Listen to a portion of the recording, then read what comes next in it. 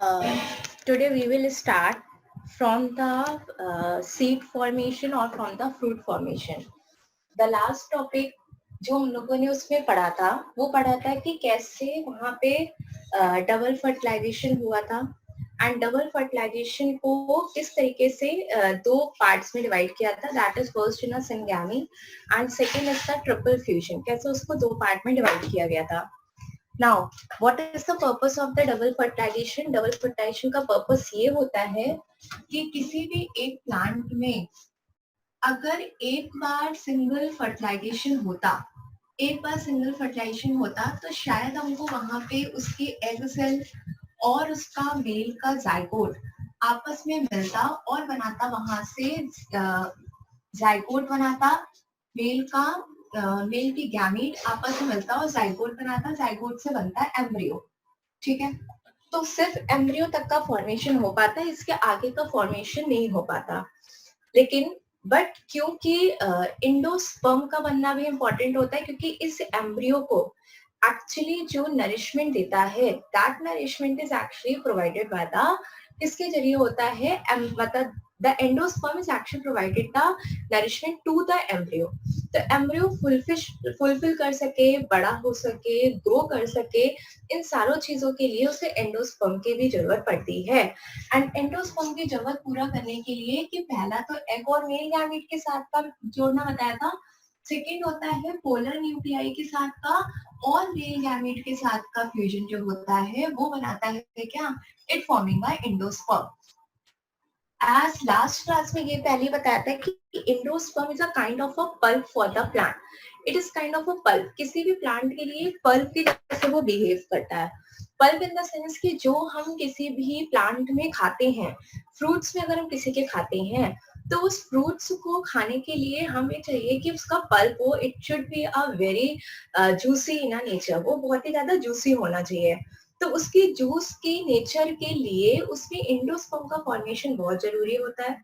And as once a endosperm is form it also give a nourishment to their developing embryo, क्योंकि वो धीरे धीरे जैसे embryo बढ़ेगा, नरिशमेंट लेगा, एंडोस्पर्म से बढ़ेगा, तो वो सीड का प्रॉपर फॉर्मेशन होगा. And once the seed get develop their formation of the fruit will be taking place. ठीक है, तो इसका ओवरऑल जो सिद्धांत है कि वो हमने क्यों पढ़ा, वो इसलिए पढ़ा कि हमें सीड का डेवलपमेंट चाहिए, हमें वहां पे सीड के साथ साथ चाहिए कि उस जगह पे डेवलपमेंट हो सके, फ्रूट का डेवलपमेंट हो सके. तो for the development of the seed, for the development of the fruit, अंदर की कंटेंट बनने चाहिए. कि अगर किसी फाइनल एक बेबी का बनना है तो उसके अंदर जाइगोट, उसका फीटस, उसमें एम्ब्रियो, उसके आगे की स्टेजेस वो जब तक डेवलप नहीं होती, देन फाइनली तब तक वो नहीं कंप्लीटली फॉर्म होता. तो फाइनली उसे बनाने के लिए इन सारी चीजों की जरूरत होती है.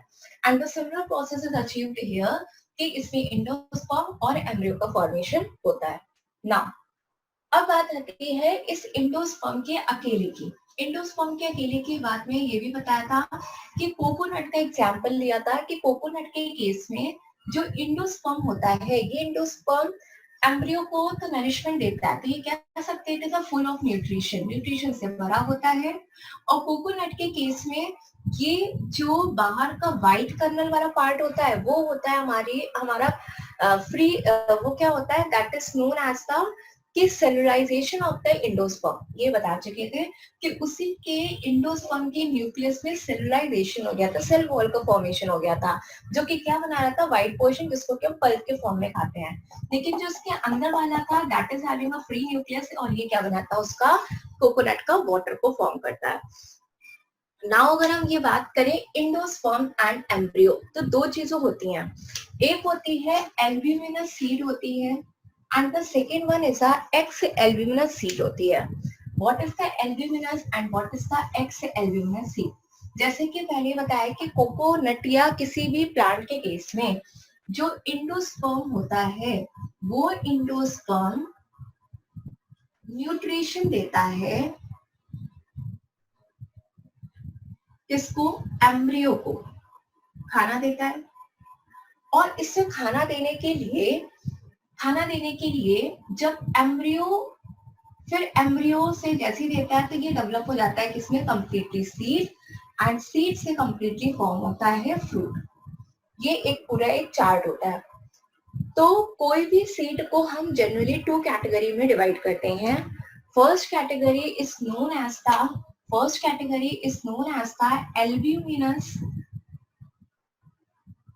and the second category is known as the X-albuminous. Albuminous और एक्स एल्ब्यूमिनस का नाम ये बताया गया। एल्ब्यूमिन का मतलब होता है कि उसके अंदर का कंटेंट। अगर सीड में एंडोस्पर्म बिल्कुल भी नहीं है, एंडोस्पर्म को कंप्लीटली कंज्यूम कर लिया गया है एम्ब्रियो के जरिए, जो अंदर एम्ब्रियो बन रहा है और उस एम्ब्रियो ने उस एंडोस्पर्म को कंप्लीटली यूज कर लिया है, मतलब उस सीड का मैच्योरेशन होने के पहले कि फाइनली ये सीड बने, उस सीड को बनने के पहले दे कंप्लीटली कंज्यूम दिया एंडोस्पर्म, उसने एंडोस्पर्म को कंप्लीटली कंज्यूम कर लिया हो। इस तरीके की जो सीड डेवलपमेंट होता है उसे कहते हैं एक्स एल्ब्यूमिनस। ठीक है, जैसे वीट के केस में होता है, राइस के केस में होता है, ये सारी एक्स एल्ब्यूमिनस होती हैं कि उनका वो कंप्लीटली अपने अंदर के एंडोस्पर्म को यूज कर लेंगे, कुछ भी एंडोस्पर्म नहीं बचेगा ना। In the case of the, इसको कहा जाएगा कि जब endosperm is completely used up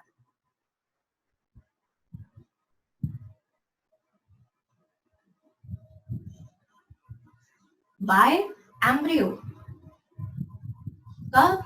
before the seed maturation, किसे कहा जाएगा? X albuminous. एग्जाम्पल इसका होगा वीट, राइस, ये सारे इसके एग्जाम्पल है।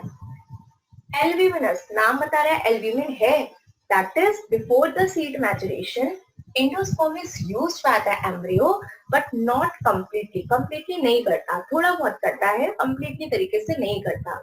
इस तरीके के सीड को कहा जाता है, मतलब सीड मैच्योर तो होगा, मैच्योर होने के पहले अगर इसका एंडोस्पर्म कंप्लीटली यूज हो गया, अगर कंप्लीटली यूज हो गया तो एक्स एल्ब्यूमिनस कंप्लीटली यूज नहीं हुआ, then it is known as the albuminous seed उसे कहा जाएगा। इसका एग्जांपल होता है मटर। मटर is example of a albuminous seed कि वो कंप्लीटली क्या करता है, उसको यूज कंप्लीटली क्या करता है, उसे यूज नहीं कर पाता, उसमें कुछ ना कुछ क्या होता है, वो रिटेन रहता है ना। दूसरी बात आती है, एक होता है कि किसी किसी का सीड मैच्योरेशन होने के पहले उसका न्यूक्लियस भी बचा हुआ होता है, वहां पे उसका न्यूक्लियस भी बचा होता है कंप्लीटली एंडोस्पर्म को फॉर्म सीड के मैच्योरेशन होने के पहले उसके न्यूक्लियस को भी यूज किया जाता है। जैसे यहाँ पे हम उसके एंडोस्पर्म को यूज कर रहे थे, किसी किसी के केस में वहां पे उसके न्यूक्लियस को भी यूज करते हैं और ऐसे सीड को या ऐसे उसको हम कहते हैं पेरिस्पर्म कहते हैं। इसका एग्जांपल होता है बीट रूट। जो बीट रूट होता है चुकंदर, उस चुकंदर में केवल हम उसके एंडोस्पर्म को यूज नहीं करते सीड मैच्योरेशन होने के पहले, बल्कि हम उसके न्यूक्लियस को भी ओव्यूल के यूज करते हैं and that is known as the perisperm. So right all the point की, या फिर इसका स्क्रीनशॉट ले ले या लिख ले कि इसको कहा जाता है एल्ब्यूमिनस, इसे एक्स एल्ब्यूमिनस क्यों कहा जाता है, किसके बेसिस पे कहा जाता है, और अगर हम न्यूक्लियस को यूज करते हैं तो न्यूक्लियस अगर यूज किया जाएगा तो उसे कहा जाएगा पेरिस्पर्म। इसका एग्जांपल होता है बीट रूट। एक बार इसको 1 मिनट के लिए अच्छे से विजुअलाइज कर लो।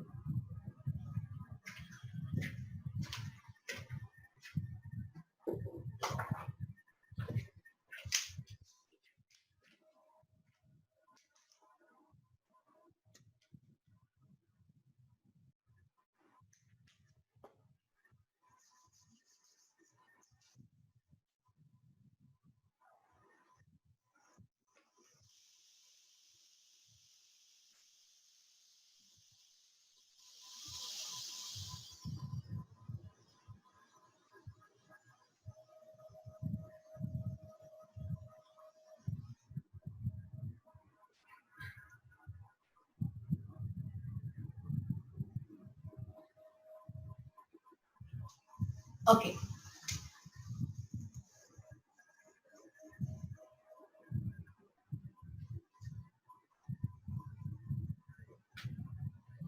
Now come to the seed कितने टाइप्स के होते हैं। तो हम बात करें seed is basically of two type. जो सीड होता है वो बेसिकली दो तरीके के होते हैं। एक होते हैं dicot and second one is a monocot. ठीक है, या हम कह सकते हैं डाइपॉड एम्ब्रियो या मोनोकॉट एम्ब्रियो। सीड बनने से पहले, बट ऑब्वियसली कि वो एम्ब्रियो के फॉर्मेशन में होगा। तो इस तरीके से डाइपॉड के डिवीजन होता है एंड फाइनली वो डाइपॉड सीड या डाइपॉड एम्ब्रियो या monocot and monocot seed and embryo. मुद्दा ये है कि डाइपॉड सीड जो होता है या मोनोकॉट जो सीड होता है उसका स्ट्रक्चर क्या होता है और इसको हम किसके बेसिस पे डिवाइड करते हैं। अगर दो तरीके का प्लांट हमें दिख रहा है कि कॉटी ये डाइपॉड और मोनोकॉट जो दिख रहा है वो किसके आधार पे डिवीजन दिया गया है। तो first of all this dicot and monocot are divided on the basis of their cotyledons. इनको डिवाइड किया गया इनके कॉटिलिडन्स के बेसिस पे। नाउ द क्वेश्चन इज कि what is a cotyledon. Cotyledons होता है कि अगर हम मान लें कि बीच में यहाँ पे हमने कोई एक एक्सिस तैयार करी, अगर हमने यहाँ पे कोई एक लाइन तैयार करी या बीच में कोई पार्टीशन किया और इस पार्टीशन के चारों ओर इक्वल रेशो में ये मार्कर्स प्रेजेंट है। इस पेन के दूसरी दोनों तरफ इक्वल रेशो में ये मार्कर्स है। अगर ऐसा कुछ होता कि यहाँ पे पेंसिल होती और यहाँ पे मार्कर होता तो डिफरेंस हो सकता था, लेकिन इस पेन ने इन दोनों को इक्वली डिवाइड किया। इसका मतलब ये है कि प्लांट के केस में ऐसा ही कुछ होता है कि एक एक्सिस होती है और उस एक्सिस के चारों ओर उसका कॉटिलिडन्स होता है। कॉटिलिडन्स ये कह सकते हैं कि जिस जगह पे उसका फूड प्रेजेंट होता है कोई भी चीज डिवाइड होगी। फॉर एग्जाम्पल अगर हम ह्यूमन बॉडी की बात करें तो ये उसका एक एक्सियल स्केलेटन है। मतलब हम अगर बीच से डिवाइड करें तो बीच से डिवाइड करने पे आधा पोर्शन ये होगा और आधा पोर्शन ये होगा। That is both. अगर सेंटर से अगर डिवाइड करें तो both of these portion contain are similar things equally. दोनों चीजों एक बराबर से कंटेन करेगी कि इस पोर्शन में एक आंख आएगा, ठीक है, नाक आधी आएगी और आधा लिप आएगा और आधा फेस का पार्ट आएगा। इसी तरीके से जो प्लांट की सीड है या फिर प्लांट का जो एम्ब्रियो देख रहे हैं, सीड की बात करें तो उसमें भी ऐसे ही कुछ होता है डाइपॉड के केस में। इसका जो बुक में डायग्राम बनना है वो अलग है, हम इसको एज सिंपल एज इसमें समझ है उसमें शो करेंगे। ठीक है, तो ये है हमारा इस तरीके से डाइकॉट का कि ये एक अगर सीड है, इस सीड में अगर उसकी एक एम्ब्रियोनल बीच में एक्सेस होती है तो ये एम्ब्रियोनल एक्सेस इसको डिवाइड करती है टू कॉटिलिडन्स में। तो ये हो गया इसका एक कॉटिलिडन और दूसरा हो गया इसका ये कॉटिलिडन्स। इसने इन दोनों को डिवाइड कर दिया।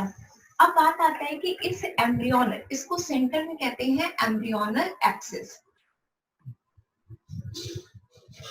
ओके, इस एम्ब्रियोनल एक्सिस के चारों ओर इस डायग्राम को अगर देखें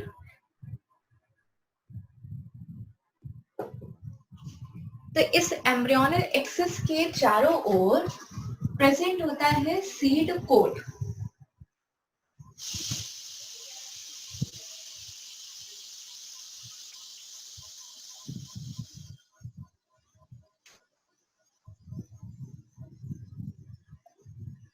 ठीक है, तो अगर जनरली ये क्वेश्चन है भी एनसीईआरटी में पूरी प्रॉपर एक लाइन है कि जो सीड है वो किससे मिलके बना होता है। सीड बेसिकली तीन मेन चीज होती हैं।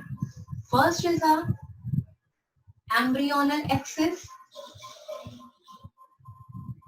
Second is a cotyledon and third is a seed coat. This is the basic three parts starting from the outside. It is a सबसे पहले seed coat, फिर आता है cotyledon and बीच में आता है हमारी axis.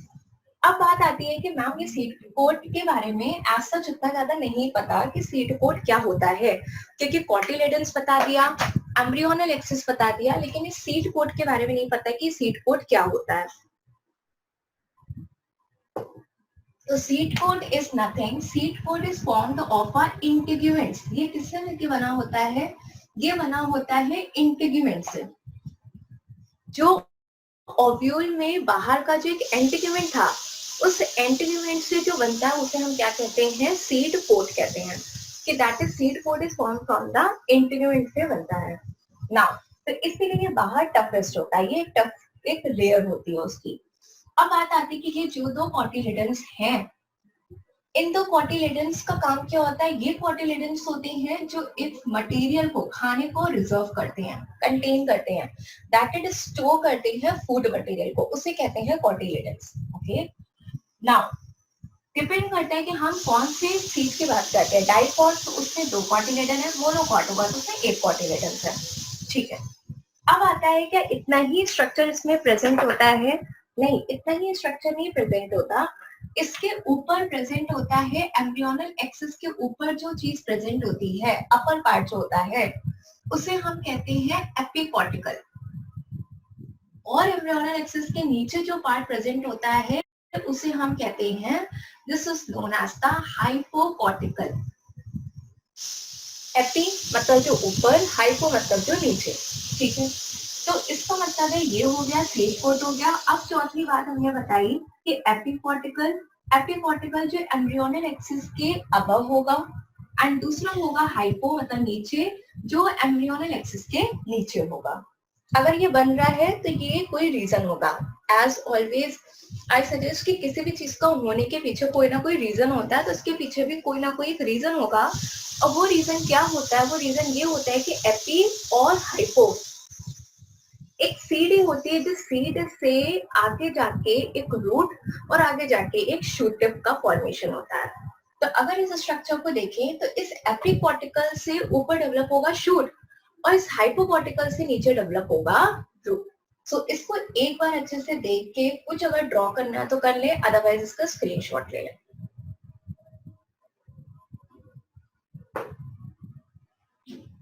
ओके, तो ये लिखेंगे कि एपिकॉर्टिकल जो एंड्स होता है, ये एपिकॉर्टिकल जो टर्मिनेट करता है, it will terminate into a shoot tip. ये टर्मिनेट करता है शूट की टिप पे। ठीक है, या फिर हम कह सकते हैं शूट टिप को कि इट टर्मिनेट करता है प्लूम्यूल। मतलब ये टर्मिनेट करता है प्लूम्यूल, और प्लूम्यूल से डेवलप होता है शूट। ये कह सकते हैं कि it terminates into a plumule, and from a plumule मतलब इससे बनता है प्लूम्यूल, और प्लूम्यूल से डेवलप होता है हमारी शूट की टिप, मतलब उसी से डेवलप होती है शूट टिप। तो अगर इस स्ट्रक्चर को आगे थोड़ा एक्सटेंड करके दिखाएं तो इससे डेवलप होता है एपिकॉर्टिकल से प्लूम्यूल, और प्लूम्यूल एक ऐसा वो होता है कि जिस पार्ट से शूट स्टार्ट हो जाएगा डेवलप होना। हाइपोकॉर्टिकल से डेवलप होता है रेडिकल। इससे डेवलप होता है क्या? रेडिकल। इससे डेवलप होता है क्या? रेडिकल। और जो एंड करता है या टर्मिनेट करता है, एंड कहाँ पे होता है? It is end with a roots, या रूट्स के हेयर में क्या करता है? इट टर्मिनेट करता है रेडिकल, और उसके बाद स्टार्ट क्या हो जाती है? रूट का बनना। तो अगर एक स्ट्रक्चर देखो कि किसी भी सीड से क्या होता है, ऊपर का स्टेम भी डेवलप होता है और उसका नीचे रूट भी डेवलप होता है। ये तो कहते हैं कि बीज को बो दो। जब पर्टिकुलर टाइम किसी भी सीजन का आता है, किसी प्लांट का आता है, फ्लावर का आता है, तो उसमें हम सीड को जब लगाते हैं वो जर्मिनेट करता है, and after getting a germination उसमें नीचे रूट निकलना स्टार्ट होती है कुछ समय बाद, और रूट जो निकलती है वो एक अनडिफरेंशिएटेड, या कह सकते हैं अपने बेसिक स्ट्रक्चर से निकलना स्टार्ट होती है, और जो रूट निकलती है अपने बेसिक स्ट्रक्चर से उसको हम कहते हैं रेडिकल। और ये रेडिकल कहाँ प्रेजेंट होता है? हाइपोकॉर्टिकल में। इसी तरीके से ऊपर निकलती है शूट निकलती है, शूट जिससे डेवलप होती है उनको कहते हैं प्लूम्यूल, जो कि उसका बेसिक स्ट्रक्चर है, और वो प्लूम्यूल किसमें डेवलप होता है? Epicotyl. Clear? So this is all about the dicot की सीड के बारे में बताया गया कि the dicot seed is consist of a seed coat, centre में एम्ब्रियोनल एक्सिस, दो कॉटिलेडन जो कि खाना रिजर्व कर रही है, बल्किंग होती है, मोटी होती है, एंड उनका जो ऊपर वाला पार्ट है नोन एज द एपिकॉर्टिकल, नीचे वाला पार्ट हाइपोकॉर्टिकल। एपिकॉर्टिकल नाम बता रहा है एपी, दैट इज जो बड़ा ऊपर है, एपी मींस ऊपर, हाइपो मतलब जो नीचे है। उसी एपिकॉर्टिकल से डेवलप होती है प्लूम्यूल, और उस प्लूम्यूल से डेवलप होती है शूट, डेवलप आगे की तरफ स्टार्ट हो जाती है। और बट वैसे अगर शूट है तो शूट होगी तो लीव्स आएगी, मतलब वो सारी की सारी हमारी नेगेटिव जियोट्रोपिज्म की तरफ जाएगी, मतलब सब ऊपर की तरफ बनना स्टार्ट होगा। ठीक है, फोटोट्रोपिज्म को वो आगे फेवर करेगा। नीचे की तरफ अगर हम बात करते हैं तो नीचे आती है हमारी hypo, that is the term denotes की नीचे, एंड उससे स्टार्ट होता है रेडिकल। रेडिकल एक स्ट्रक्चर है जो रेडिकल स्ट्रक्चर से डेवलप होता है रूट, और रूट स्ट्रक्चर डेवलप होगा तो हेयर्स बनना स्टार्ट होंगे। जब रूट हेयर बनेगी तो वो या तो टैप रूट का फॉर्म लेगी या फाइब्रस रूट का फॉर्म लेगी, पानी को लेगी, एंड पूरा एक प्लांटेड से एक प्लांट के फॉर्म में डेवलप हो जाएगा। सो this is all about the dicot seed. Okay, जो भी एक्स्ट्रा कंटेंट है इसको अगर लिखना चाहते हैं कुछ जो यहाँ पे नहीं शो है उसे लिख सकते हैं, बाकी हम मोनोकॉट सीड की तरफ बढ़ते हैं।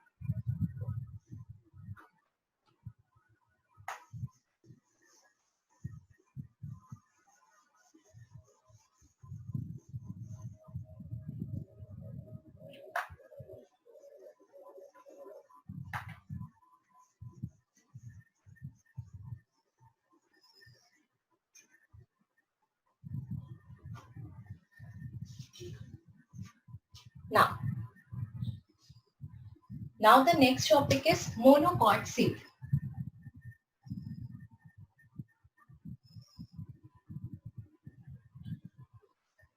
मोनोकॉट सीड का नाम जैसा कि बता रहा है कि ये एक कॉटिलेडन से बनता है। आ जाओ यहाँ पे कि इसकी जरूरत क्या है।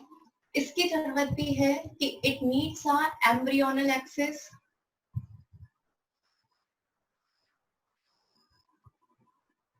दूसरा वन कॉटिलेडन जिसको कि हम कहते हैं स्क्यूटिलम, तीसरा इनमें भी होता है एपिकॉटिकल, जिस एपिकॉटिकल से डेवलप होता है हमारा प्लूम्यूल, और उस प्लूम्यूल से हमारी डेवलप होती हैं शूट और फोलियर स्ट्रक्चर, मतलब कि लीफ स्ट्रक्चर। तो ये सारे के सारे शूट और फोलियर स्ट्रक्चर जो कवर्ड होते हैं, ये जो पूरा कवर्ड होता है जिस स्ट्रक्चर के अंदर, उसे हम कहते हैं पॉलियोटाइप।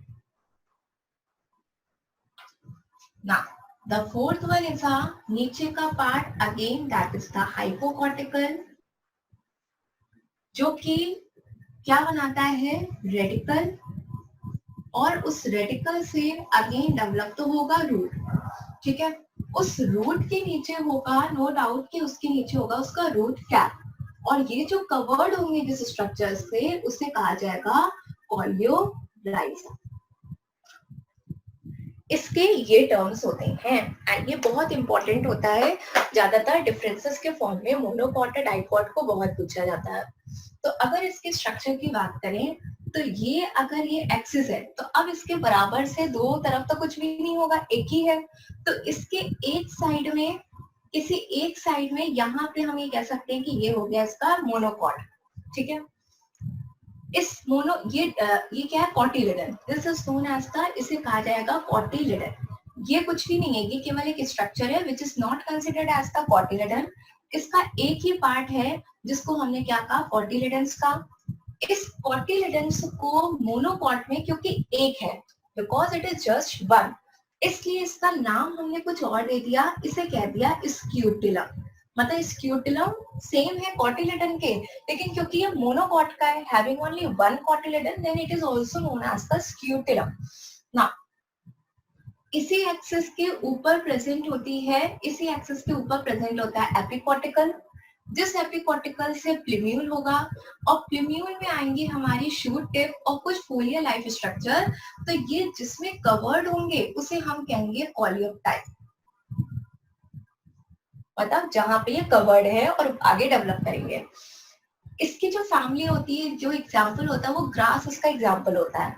नीचे की तरफ हम जाएंगे तो ये हाइपोकॉर्टिकल, हाइपोकॉर्टिकल से डेवलप होंगे रूट, और रूट जो हमारे आएगी रूट कैप, और रूट कैप को या इस रूट को कंप्लीटली जो कवर करेगा, which is undifferentiated sheet like structure, जो क्या होगा, अनडिफरेंशिएटेड स्ट्रक्चर है, जो कि डिवाइडेड नहीं होता बहुत ज्यादा, मतलब डिवीजन इन द सेंस कि अपने पार्ट्स को डिफरेंशिएट नहीं कर पाता, उसे हम कहते हैं coleorhiza. This is the part. तो नीचे आ गया रूट, रूट को कवर करने वाला स्ट्रक्चर पोलियोराइजा, ऊपर आता है शूट, जिस शूट में आ गई है फॉलियर स्ट्रक्चर, उस फॉलियर स्ट्रक्चर को हम क्या कहेंगे, पोलियोटाइप। ओके, किसी बच्चे ने मैसेज किया है कि मोनोकॉट को एक बार फिर से समझा दें। ओके, मोनोकॉट सीड जो होती है, एज द नेम सजेस्ट कि इस सीड में केवल एक ही कॉटिलिडन्स होते हैं। डाइकॉट के केस में उसके पास 2 कॉटिलिडन्स हुआ करते थे, मोनोकॉट के केस में उसके पास एक ही कॉटिलिडन्स हुआ करते हैं। एक कॉटिलिडन्स का मतलब है कि इसके पास जो रिजर्व फूड है वो केवल एक ही है, मतलब जैसे वहां पे 2 दिखाए थे, यहाँ पे केवल एक single reserve food material present होगा, एक ही स्ट्रक्चर में ही प्रेजेंट होगा, जिसको कि हम कॉटिलिडन्स का नाम देंगे। तो ये बताया कि ये है हमारी एम्ब्रियोनल एक्सिस। इस एम्ब्रियोनल एक्सिस के केवल एक ही साइड में क्या है, हमारा कॉटिलिडन्स है, जिसको कि हमने कहा मोनोकॉट, क्योंकि एक कॉटिलिडन है इसलिए इसको हमने मोनोकॉट कहा। ठीक है, इसको हमने कहा कि ये है हमारा एक cotyledon which is known as the monocot. This is one cotyledon. और ये जो कॉटिलिडन्स है, इस कॉटिलिडन्स को हम कह सकते हैं स्क्यूटिलम। जैसे कि अगर मेरा नाम प्रियंका है तो आई रिपीट इट, एक्चुअली किसी बच्चे ने फिर मैसेज किया रिपीट कर दो, ये रिपीट करके ही बता रहे हैं। आकांक्षा आवाज आ रही है?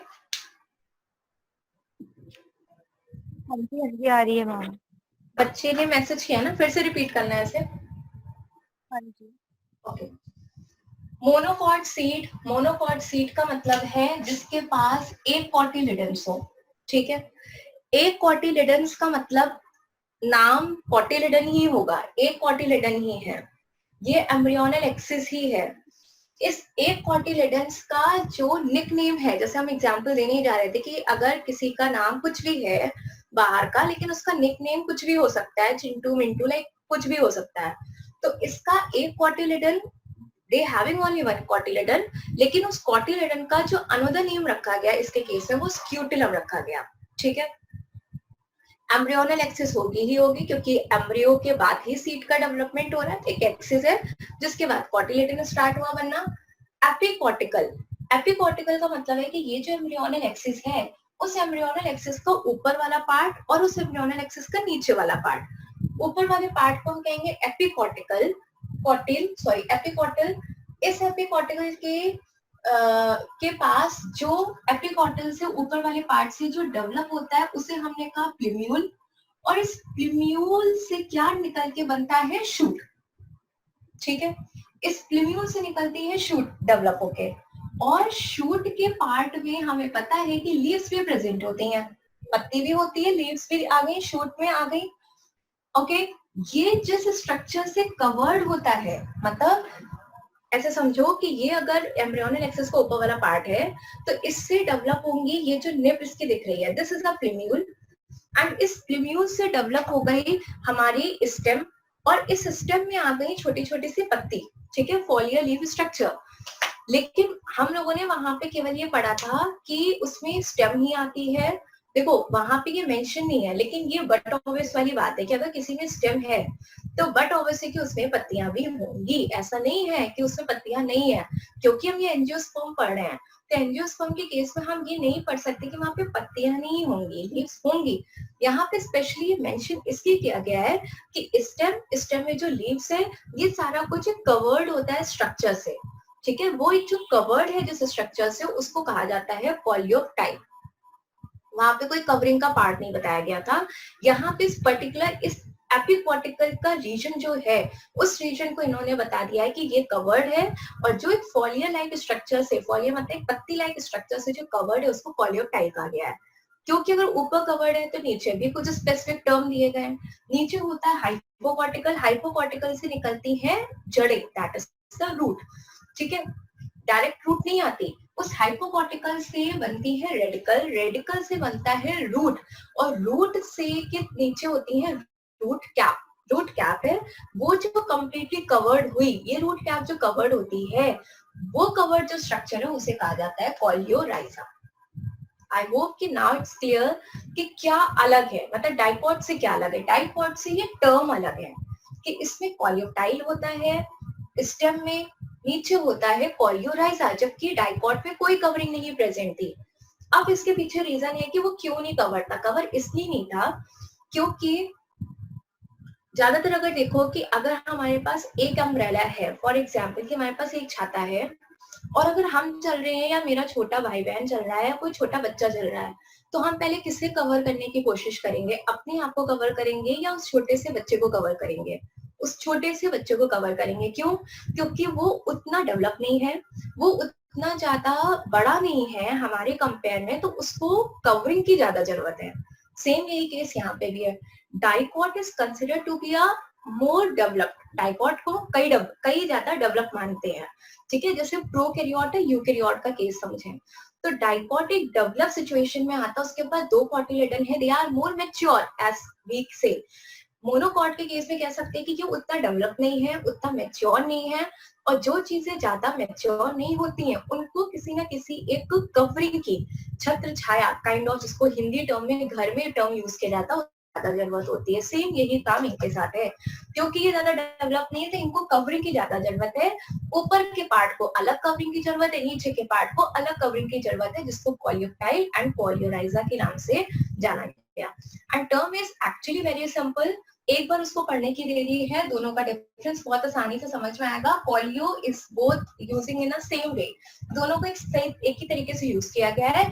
एक में राइजा है, राइजा का मतलब रूट से होता है, और coleoptile that is it is for the shoot.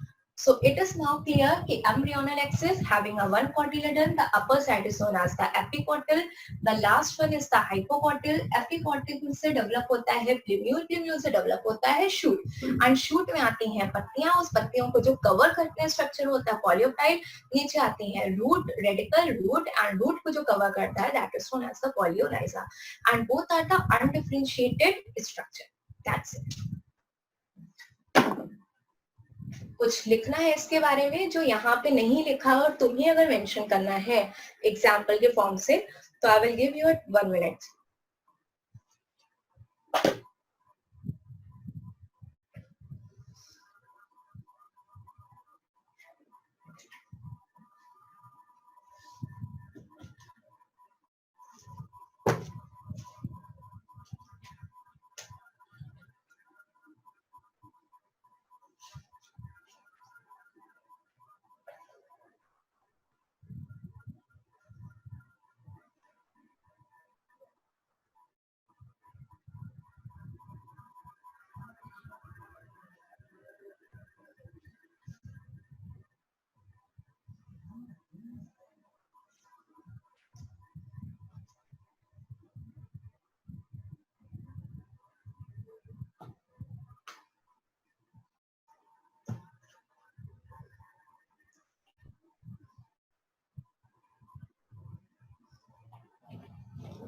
किसी ओके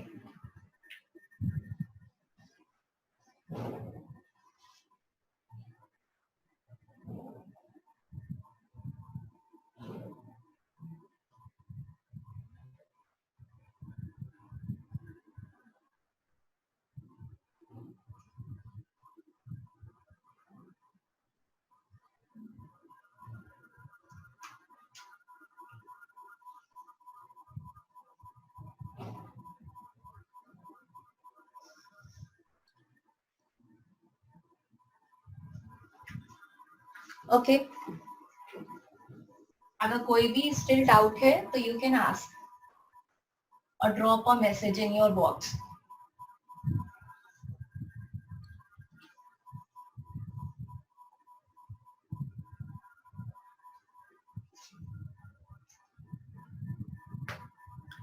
अब बात आती है इंटीग्यूमेंट्स की, या फिर हम टॉपिक डाल सकते हैं कि व्हाट इज अ, मतलब अब ये क्लियर हो गया कि वैसे अगर हम एक कंप्लीटली देखें कि हमने जो स्ट्रक्चर बनाया था लास्ट क्लास में वो ये था, है ना, इस तरीके से था। और ओके, समवन इज आस्क्ड कि what is a tegmen. Tegmen होती है उसकी कवरिंग। टेस्टा और टेगमेन, टेस्टा और टेगमेन सीड कोट जो हमने बताया ना, सीड कोट जो इंटीग्यूमेंट से डेवलप होता है उसकी कवरिंग का नाम होता है outer and the inner covering. जैसे कि हमने बताया था ना कि ये एपिडर्मिस होता है और उसके अंदर होता है इंडोडर्मिस होता है। तो जो सीड कोट की जो कवरिंग है, ये एक्चुअली आपके उसमें मेंशन नहीं है, लेकिन this is very good question कि जो उसमें सीड कोट की जो कवरिंग होती है उस सीड कोट की कवरिंग को ही हम टेस्टा और टेगमेन का नाम देते हैं। जैसे कि किसी इंटीग्यूमेंट की जो लेयर है उस इंटीग्यूमेंट की लेयर को भी हम क्या कहते हैं, एपिडर्मिस कहते हैं और इंडोडर्मिस कहते हैं। सिमिलरली उसके केस में भी हम उसको टेस्टा और टेगमेन का नाम देते हैं। Testa and tegmen is something like a outer and a inner covering, कि उसकी जो आउटर और जो इनर कवरिंग है उसे कहते हैं टेस्टा एंड टेगमेन। ठीक है, कि seed coat is nothing, seed coat है कि जो इंटीग्यूमेंट से फॉर्म हो रहा है, और जो इंटीग्यूमेंट से फॉर्म हो रहा है उसे हमने बाद में हार्डेस्ट कवरिंग बताई, that is known as the seed coat. उस सीड कोट को अगर हम फर्दर डिवाइडेड करते हैं तो it will form a testa and tegmen को फॉर्म करता है। इसको नोट भी कर लो, जो बोला उसको किसी भी स्टेटमेंट के फॉर्म में नोट भी कर लो। मैम यश का एक डाउट है, मे बी मैं उसे अनम्यूट कर देती हूँ। किसको किसको? यश। यश,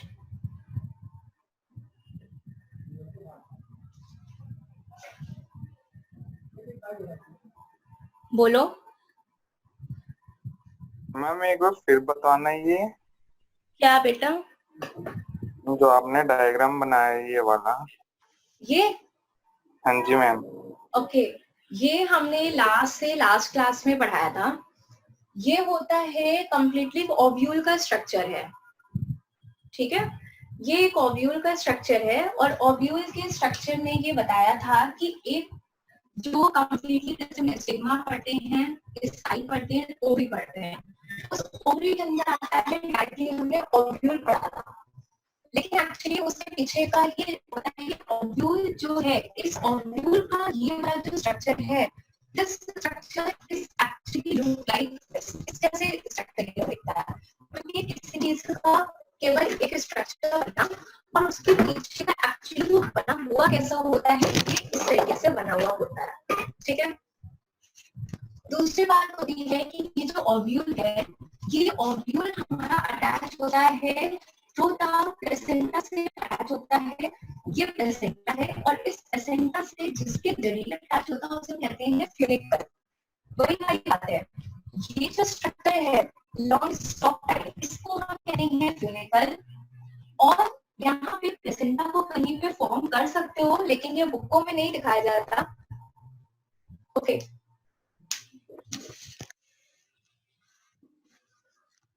हेलो, क्लियर है मैम अब? ओके, फ्यूनिकल एक स्टॉक लाइक स्ट्रक्चर है। ओव्यूल से निकलने वाला एक फ्यूनिकल एक स्टॉक लाइक स्ट्रक्चर है, मतलब एक ट्यूब लाइक स्ट्रक्चर है। जिस ओव्यूल से ये ट्यूब लाइक स्ट्रक्चर निकलती है उसका काम होता है कि अपने प्लेसेंटा से इस ओव्यूल को जोड़ना। तो this funicle is actually connecting the ovule to the placenta. Clear? अब आता है ये कंप्लीट स्ट्रक्चर जो हमने बोला है, ये कंप्लीट स्ट्रक्चर ओव्यूल का है। ठीक है, अब बात आती है जो हमने लास्ट क्लास में बताया था, जो स्ट्रक्चर बनाया था वो स्ट्रक्चर हमने ऐसा बनाया था। ठीक है, वो हमने इस तरीके का स्ट्रक्चर बनाया था और तब भी हमने ये बात कही थी कि इस बात में कंफ्यूजन मत करना कि अगर स्ट्रक्चर ऐसा बने या फिर स्ट्रक्चर ऐसा बने। इस स्ट्रक्चर को हम कहते हैं एनाट्रोपस ओव्यूल, जो ऊपर की तरफ से होता है, और इसे हम कहते हैं ऑर्थोट्रोपस ओव्यूल। अब आप पूछोगे कि ये ऐसा क्यों होता है, क्योंकि देखो हर एक प्लांट की, जरूरी नहीं है हर एक प्लांट में ओव्यूल की पोजीशन सेम हो, ऐसा नहीं होता। हर एक प्लांट में ओव्यूल की पोजीशन अलग अलग तरीके से होती है। ठीक है, और इसी के बेसिस पे हम बड़ी क्लासेस में पढ़ते हैं कि ओव्यूल कई टाइप्स के होते हैं, जिसमें आता है हेमी एनाट्रोपस, ऑर्थोट्रोपस और एनाट्रोपस और तुम्हारा सर्सिनोट्रोपस। ये कई टाइप के ओव्यूल्स होते हैं। तो इतना डीप में जाने की अभी फिलहाल जरूरत नहीं है। तुम्हारे केस में केवल ये 2 क्वेश्चंस को ही पूछा जाता है, अगर पूछा गया तो, ठीक है, और वो भी केवल डायग्रामेटिक फॉर्म पूछा जाता है। ये कहा जाता है कि फ्यूनिकल है जो प्लेसेंटा से उसको जोड़ता है, और ये फ्यूनिकल से के बीच में, फ्यूनिकल के बीच में ये एक स्ट्रक्चर आता है जिसको हमने हाइलम बताया था। इस हाइलम का काम होता है फ्यूनिकल और इस ओब्यूल को जोड़ना। जैसे ओब्यूल से प्लेसेंटा को जोड़ने के लिए फ्यूनिकल था, और फ्यूनिकल से इस ओब्यूल को जोड़ने के लिए जो स्ट्रक्चर उसको हमने हाइलम का स्ट्रक्चर था। फिर हमने ये बाद में बीच में बताया था कि ये जो बीच में बनता है इसको हम कहते हैं एम्ब्रियो सैक, और ये जो एम्ब्रियो सैक होता है इसके चारों ओर जो स्ट्रक्चर है उसे कहते हैं न्यूक्लियस, इसे कहते हैं इंटीग्यूमेंट, और यही इंटीग्यूमेंट है जो किसी एक सीड में उसके कोटिंग के लिए रिस्पॉन्सिबल होता है। फिर ये बताया था कि ये जो एम्ब्रियो सैक है, ये एम्ब्रियो सैक के बनने का जो प्रोसीजर होता है वो मेगास्पोर की मदर सेल से होता है, कि वो यहाँ पे प्रेजेंट होती है मेगास्पोर की एक मदर सेल। वो मेगास्पोर की एक मदर सेल में डिवीजन होता है, मेगास्पोर्स बनाती हैं, और फिर मेगास्पोर से बनता है सेंटर वाला structure which is known as the embryo sac.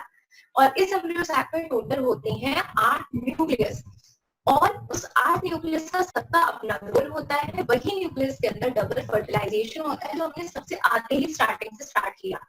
तो ये है एम्ब्रियो सैक, और ये पूरा स्ट्रक्चर हमारा ओब्यूल। यस, क्लियर हुआ?